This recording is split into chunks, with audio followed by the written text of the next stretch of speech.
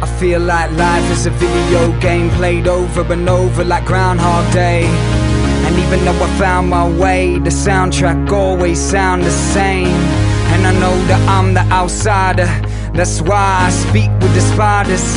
I'm just another rhyme writer, spit my diatribe on synthesizers. Feel like life is a... Rock City Network's Faster Louder coming to you from the One Movement Festival for 2010, and joining me are the boys from the Melodics. How are you, gentlemen? Yeah, good, man. How you doing? Yeah, good. I'm well rested. What about yourself? Partially. This guy didn't get much sleep. Not rested at all. I flew in from Melbourne this morning. Thought our flight was 9 a.m, but it was actually 6 a.m. Had a gig in Melbourne till 3 a.m, so no sleep for me. But you know, just had a coffee, which I spilled over my brand new shirt. But apart from that, all good. Yeah. No, you'll fit right in here because I think a lot of people haven't had any sleep here over the last few days. Yeah, exactly. Especially those delegates at the conferences, mate. Oh my God, they can party. Anyway, we're not here to talk about them. We're here to talk about you guys. You did a show. Did you do a showcase Thursday night? Yeah. How did that go? Yeah, it was cool, man. We just played for Triple J on their stage, Wolf Lane. We played after Stonefield, and after us were a couple of cool bands from all around, and yeah, it was fun, man. Like, we're looking forward to tonight because it's going to be like open to the public and everything. Yeah.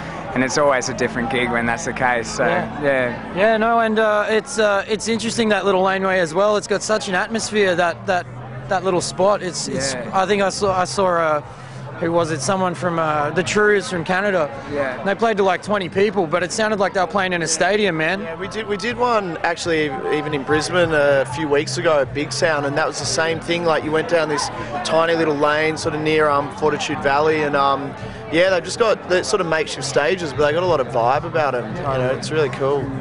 Yeah, it's good, and funnily enough, you know, watching a bunch of the bands at the stage that we played, seeing them, like you say, on that stage and then on the big kind of stadium stage, it's so different. It is, yeah. And it's interesting to see that because different bands like work well on different stages, you know. And there was pretty much everyone I saw at the smaller stage. I preferred the smaller gig. Yeah, nice one. Now, Paint Me Gold is out. When are you? Oh no, you're launching. You're doing the launch on the October 23rd. Sorry. Right. Yeah. Sorry. So that's Melbourne at the corner. That's right. Yeah, it's in like yes. Whatever 2 weeks the date. away. Yeah. What's the date today? I don't even know anymore. Remember, but yeah, it's the 23rd of October. Yeah. So yeah, we're launching it there. It's coming out on the 15th on iTunes and all that. But yeah, that's the official launch, and then we're touring the country with it. So yeah, all states. No, we're not coming back here. Okay. Yeah, which is a bummer because we would love to. And we met an East Coast run. I mean, it's cool for us actually. Leading up to the launch, we've realised that we actually, I don't know, last year we really gigged the shit out of Melbourne, like doing heaps of residencies, and I think we worked out we've sort of last half of this year we've only done 1 or 2 shows, which is kind of cool leading up to the launch, you know, doing the corner, and you know, we're going to do a big promo push and, you know, hopefully pack it out. So I think it'd be a sick vibe.